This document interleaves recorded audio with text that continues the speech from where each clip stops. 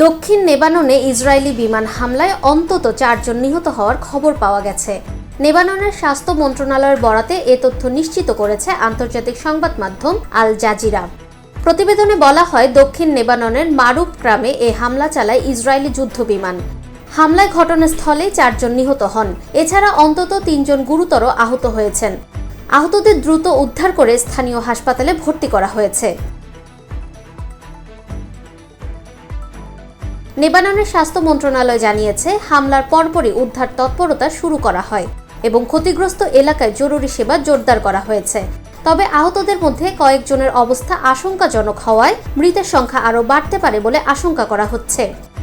সাম্প্রতিক সময়ে লেবাননের দক্ষিণাঞ্চলে সহিংসতা উল্লেখযোগ্যভাবে বেড়েছে। বিশেষ করে সীমান্তবর্তী এলাকাগুলোতে ইসরায়েলি হামলার মাত্রা বৃদ্ধি পেয়েছে। বিশ্লেষকদের মতে, ইরান ও ইসরায়েলের মধ্যে চলমান উত্তেজনা ও সংঘাতে সরাসরি প্রভাব পড়ছে এই অঞ্চলে, যার ফলে লেবাননের দক্ষিণাংশ ক্রমেই একটি অস্থিতিশীল রণক্ষেত্রে পরিণত হচ্ছে। ফাহমিদা বিনতে আনোয়ার, নিরপেক্ষ। নিরপেক্ষ, সত্য প্রকাশে আপোষহীন।